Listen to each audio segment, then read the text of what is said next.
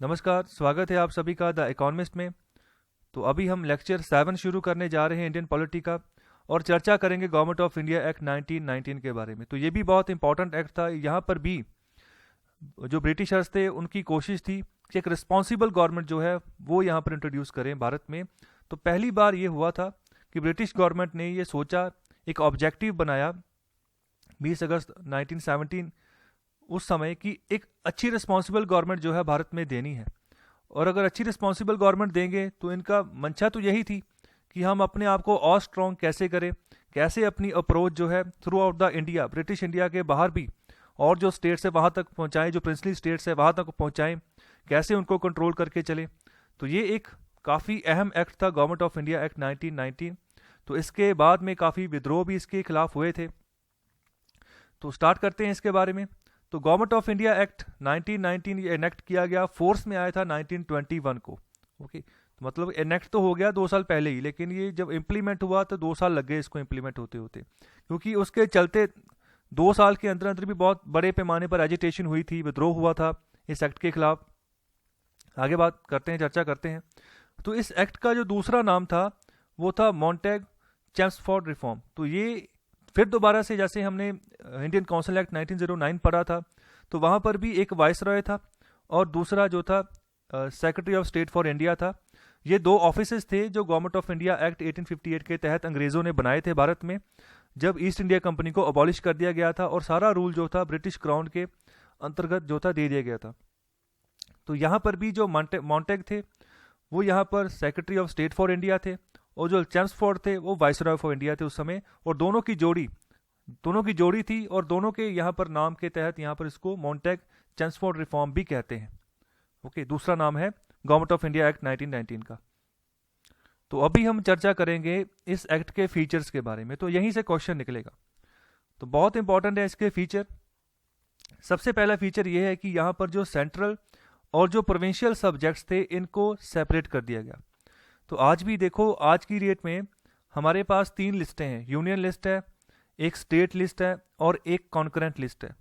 तो इसका मतलब ये है कि हमने यूनियन लिस्ट में सेंट्रल गवर्नमेंट के कुछ सब्जेक्ट्स हैं कि जिन सब्जेक्ट्स के ऊपर सेंट्रल गवर्नमेंट काम करेगी। ओके, फॉर एग्जांपल अगर मैं बात करूं, अगर यूनियन लिस्ट का कोई एक सब्जेक्ट में अगर बोलूं, तो आप कह सकते हो डिफेंस फोर्सेस। ओके, डिफेंस, तो डिफेंस को सेंट्रल गवर्नमेंट ही जो है उसको ऑपरेट करती है। जितना भी दारोमदार होता है डिफेंस के बारे में, आर्मी के बारे में, सेंट्रल गवर्नमेंट उसको देखती है, ना कि स्टेट गवर्नमेंट। तो एक एग्जांपल ले स्टेट सब्जेक्ट की, स्टेट लिस्ट की। तो यहाँ पर हम एग्जांपल ले सकते हैं एग्रीकल्चर की। ओके, तो एग्रीकल्चर जो है स्टेट सब्जेक्ट होता है, स्टेट गवर्नमेंट उसके ऊपर अप्रोच लगाती है, लॉ बनाती है, स्कीम्स निकालती है और बेनिफिट पहुंचाने की कोशिश करती है। ओके, तो कॉन्करेंट लिस्ट में दोनों आ जाते हैं। तो बहुत सारे ऐसे सब्जेक्ट हैं जो कॉन्करेंट लिस्ट में है, जहाँ पर सेंट्रल गवर्नमेंट भी काम करती है और जो स्टेट गवर्नमेंट है वो भी काम करती है। ओके, तो फॉर एग्जांपल जैसे यहाँ पर अगर मैं बात करूँ एजुकेशन के फील्ड की, तो सेंट्रल गवर्नमेंट भी उसके ऊपर काम कर रही है और स्टेट गवर्नमेंट भी काम कर रही है। तो इसी तरीके से पहली बार ऐसे हुआ था गवर्नमेंट ऑफ इंडिया एक्ट 1919 के तहत कि सेंट्रल और प्रोविंशियल सब्जेक्ट को अलग अलग कर दिया गया था कि प्रोविंस जो है फलाने फलाने सब्जेक्ट्स के ऊपर काम करेंगे, जो सेंट्रल गवर्नमेंट है, जो सेंट्रल लेजिस्लेटिव असेंबली थी, अंग्रेज जहाँ पर वाइसरॉय ऑफ इंडिया बैठते थे, वो जो सेंट्रल के अधीन सब्जेक्ट्स आएंगे उनके ऊपर फोकस करेंगे। तो सबसे पहली चीज़ तो सिक्योरिटी ऑफ इंडिया आती है सेंट्रल सब्जेक्ट्स के तहत। तो ये सब चीज़ें अब सेंट्रल सब्जेक्ट के तहत वाइसरॉय ऑफ इंडिया देख रहे थे। इसके अलावा जो सेंट्रल लेजिस्लेटिव असेंबली थी और जो प्रोविंशियल लेजिस्लेटिव असेंबली थी, जो सेंट्रल लेजिस्लेटिव काउंसिल और जो प्रोविंशियल लेजिस्लेटिव काउंसिल थी, उनको अभी एक तरह से ऑथोराइज कर दिया गया कि आप जो है ना अपने अपने जो सब्जेक्ट होंगे उनके ऊपर आप लॉ बना सकते हो। जैसे अभी के लिए ये सिस्टम जो भारत में चलता है, स्टेट गवर्नमेंट्स अपने सब्जेक्ट के ऊपर लॉ बनाती है, अपनी जो उनकी लेजिस्लेटिव असेंबली होती है, जो लेजिस्लेटिव काउंसिल होती है वहाँ पर। तो इसी तरीके से स्टार्टिंग में इसी एक्ट के तहत ऑथोराइज किया गया सेंट्रल लेजिस्लेटिव काउंसिल और प्रोविंशियल लेजिस्लेटिव काउंसिल्स को कि अपने अपने सब्जेक्ट देखो और उनके ऊपर आप लॉ बनाओ। लेकिन स्ट्रक्चर गवर्नमेंट का ऐसा ही था कि सेंट्रलाइज था, ओके, और यूनिटरी था। अगर लॉ बना भी दिया तो ऐसे ही पास नहीं हो जाएगा, सेंट्रल गवर्नमेंट जो है वो देखेगी हाँ क्या बनाया है। सेंट्रल गवर्नमेंट ये चीज़ अश्योर करके चलेगी कि कहीं मेरी पावर जो है ना वो डिसेंट्रलाइज ना हो जाए, कोई प्रोविंस जो है मेरे से बगावत ही ना कर दे। तो इस तरीके से ये चीज़ अभी भी जो स्ट्रक्चर है वो यूनिटरी का ही चलेगा, एज ए डिक्टेटर ही चलेगा। इसके बाद जो प्रोविंशियल सब्जेक्ट्स थे उनको भी यहाँ पर दो हिस्सों में बांटा गया, एक थे ट्रांसफर्ड सब्जेक्ट्स और दूसरे थे रिजर्व्ड सब्जेक्ट्स। ओके, दो तरीके से दो हिस्सों में प्रोविंशियल सब्जेक्ट्स को बांटा गया, एक ट्रांसफर्ड सब्जेक्ट्स, दूसरे रिजर्व्ड सब्जेक्ट्स।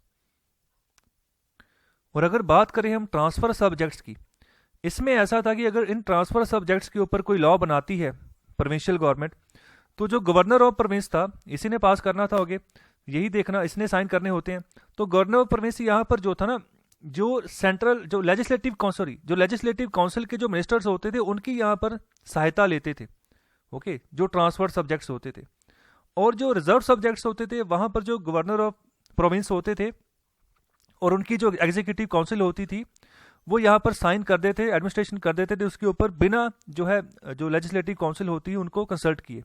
ओके, तो ये दो चीज़ें होगी, ट्रांसफर सब्जेक्ट्स के लिए मिनिस्टर्स की एड ली जा रही है, उनकी सलाह ली जा रही है, और जो रिजर्व सब्जेक्ट्स हैं उनके लिए नहीं ली जा रही है, वहाँ पर गवर्नर ऑफ प्रोविंस जो है सीधे साइन कर रहे हैं। तो इसी तरीके से ये एक डोल स्कीम बन गई गवर्नेंस की, जिसको नाम दिया गया डायरकी, और इसी की वजह से विद्रोह होना शुरू हो गया। यही एक मेन कारण था जिसकी वजह से बहुत विरोध हुआ इस एक्ट का, और बहुत बड़े पैमाने पर इसकी एजिटेशन चली। रॉलेट एक्ट के इसको रॉलेट एक्ट भी कहा गया। ओके, इसके अलावा और भी बहुत सारी ऑर्गेनाइजेशंस थी जो इस एक्ट के खिलाफ आ गई, और कहा जाने लगा कि आप जो है भारत के लिए अच्छा सोच रहे हो, वहां पर एक रिस्पॉन्सिबल गवर्नमेंट देना चाहते हो, लेकिन ये जो आप डायरकी स्कीम लेकर आ रहे हो ये हमें मंजूर नहीं है। तो ये अनसक्सेसफुल भी रही। इसके बारे में आगे भी हम चर्चा करेंगे कि प्रोविंशियल लेवल पर जो डायरकी स्कीम थी उसका क्या हुआ आगे जाकर, वो आगे के एक्ट में पढ़ेंगे।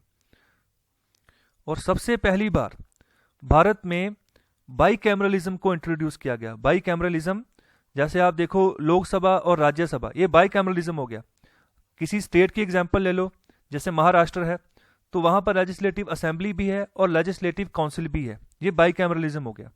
ओके, भारत में ज्यादातर जो स्टेट्स हैं, पहले 7 स्टेट ऐसे थे जहां पर बाईकैमरलिज्म था अभी तक के लिए, जहां पर लेजिस्लेटिव असेंबली भी बैठती थी और लेजिस्लेटिव काउंसिल भी बैठती थी। लेकिन अभी के लिए जम्मू कश्मीर निकल गया, ठीक है। तो अभी क्या हो गया है, अभी इन 6 स्टेट्स के अलावा जितने भी स्टेट्स हैं वहां पर यूनिकैमरलिज्म है, मतलब कि वहां पर सिर्फ लेजिस्लेटिव असेंबली है, लेजिस्लेटिव काउंसिल उन्होंने बनाई ही नहीं है। ओके, ज्यादातर स्टेट्स ऐसे हैं भारत के जहां पर सिर्फ लेजिस्लेटिव असेंबली ही काम करती है, लॉ बनाती है, पास करती है, गवर्नर के पास जाता है, गवर्नर साइन करता है, वो एक्ट बन जाता है। लेकिन अगर बाईकैमरलिज्म की बात करें तो इसमें ऐसा होगा, अगर लेजिस्लेटिव असेंबली ने बिल पास कर दिया फिर वो लेजिस्लेटिव काउंसिल के पास जाएगा, फिर लेजिस्लेटिव काउंसिल ने अगर बिल पास कर दिया फिर वो गवर्नर के पास जाएगा, फिर वो साइन होगा। बिल्कुल सिमिलर है जैसे लोकसभा से बिल पास हुआ, फिर राज्यसभा में गया, फिर प्रेसिडेंट ऑफ इंडिया के पास गया, फिर साइन हुआ, फिर एक्ट बना। ठीक है, तो सेंट्रल लेवल पर हमारे पास अभी भी बाईकैमरलिज्म है, लेकिन स्टेट लेवल पर बहुत कम स्टेट्स हैं जहां पर बाईकैमरलिज्म है। तो पहली बार इंडिया में 1919 एक्ट के तहत बाईकैमरलिज्म इंट्रोड्यूस किया गया था, इसको याद रखिएगा।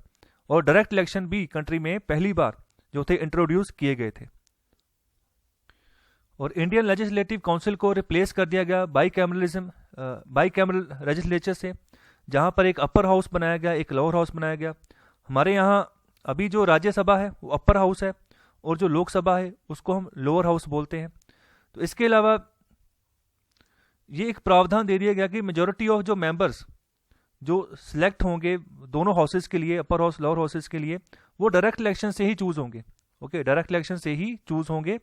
यहां पर यह भी कहा गया कि 6 में से 3 जो मेंबर होंगे वाइसरॉय ऑफ इंडिया के एग्जीक्यूटिव काउंसिल के, वो इंडियन होंगे। ओके, कमांडर एंड चीफ के अलावा, ओके, कमांडर एंड चीफ के अलावा जितने भी 3 मेंबर्स होंगे वो इंडियन होंगे। इसके अलावा हमने इंडियन काउंसिल एक्ट 1909 में ये पढ़ा था कि मुस्लिम्स को सेपरेट इलेक्टोरेट दिया गया था, सिर्फ और सिर्फ मुस्लिम्स को सेपरेट इलेक्टोरेट दिया गया था। लेकिन अभी इस एक्ट के तहत ये सेपरेट इलेक्टोरेट इसका एक्सपेंशन कर दिया गया, 6 को दे दिया गया, इंडियन क्रिश्चियंस को दे दिया गया, एंग्लो इंडियंस और यूरोपियंस को दे दिया गया। सेपरेट इलेक्टोरेट के बारे में थोड़ा सा अभी फिर बता देता हूं कि ऐसे है कि अगर कोई सिख कम्युनिटी से बिलोंग करता है तो अपना लीडर वो खुद चुनकर भेजेंगे आगे। इंडियन क्रिश्चियंस हैं तो अपने क्रिश्चियंस में से ही वो अपना एक नुमाइंदा चुनकर भेज देंगे। इसको बोलते हैं सेपरेट इलेक्टोरेट। सबसे स्टार्टिंग में ये मुस्लिम्स के लिए दिया गया था, ओके, क्योंकि मुस्लिम्स भी माइनॉरिटी थे, तो सबसे पहले उनको दिया गया था कि आप मुस्लिम्स कैंडिडेट में से अपना मुस्लिम एक कैंडिडेट जो है सिलेक्ट करके आप भेजो आगे, ओके। तो ये एक सेपरेट इलेक्टोरेट का फंडा था जो ब्रिटिशर्स ने इंट्रोड्यूस किया था, जिसको ये भी कहा जाने लगा कि ये जो है एक तरह से लकीर खींच रहा है कम्युनिटी के हिसाब से, तो और आपस में जो है बांटा जा रहा है। पूरे सभी इंडियंस जो है वो एज ए इंडियन काम नहीं कर रहे हैं, एज ए सिख काम कर रहे हैं, एज ए मुस्लिम काम कर रहे हैं, एज ए क्रिश्चियन काम कर रहे हैं, एज ए हिंदू काम कर रहे हैं। तो ये अलग अलग बांटने की यहाँ पर प्रक्रिया की ओर से देखा जाने लगा कि अंग्रेज ऐसा कर रहे हैं, तो इसलिए भी यहाँ पर इस एक्ट का विरोध हुआ। और आगे बात करें, सबसे इंपॉर्टेंट बात है कि जो अभी वोट करेंगे, ओके, जो इलेक्शन में जो पार्टिसिपेट करेंगे वो लोग कौन होंगे?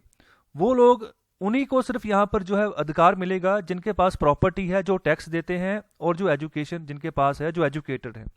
देखो ये अंग्रेजों की सोच थी उस समय में कि जिसके पास थोड़ी बहुत प्रॉपर्टी है, टैक्स दे रहा है और एजुकेशन है, उसको यहाँ पर दायित्व दिया गया कि आपको वोट का अधिकार है, सिर्फ आप ही वोट करेंगे। शायद यहाँ पर अंग्रेजों की सोच ये रही होगी, जिसके पास प्रॉपर्टी है, जो टैक्स दे रहा है, असल में उसको यहाँ पर समझा गया कि सबसे बड़ा दावेदार वही है वोट का, क्योंकि वो टैक्स दे रहा है, उसी की मनी को यूज किया जाएगा आगे। और एजुकेट कहने का मतलब है अगर एजुकेशन होगी तभी समझदार होगा वोटर, और तभी जो है अच्छे से वोट करेगा कि किसको वोट देनी, किसको नहीं देनी है। और इसके अलावा आगे बात करें तो एक नया ऑफिस बनाया गया, high commissioner for India, London में। और कुछ जो हमारे जो SSFI थे, secretary of state for India थे, तो उनके कुछ फंक्शंस जो थे वो ट्रांसफर कर दिए गए high commissioner of India, London में, ओके। तो इसके अलावा पब्लिक सर्विस कमीशन की स्टैब्लिशमेंट की गई। पहली बार यह सेटअप हुआ 1926 में।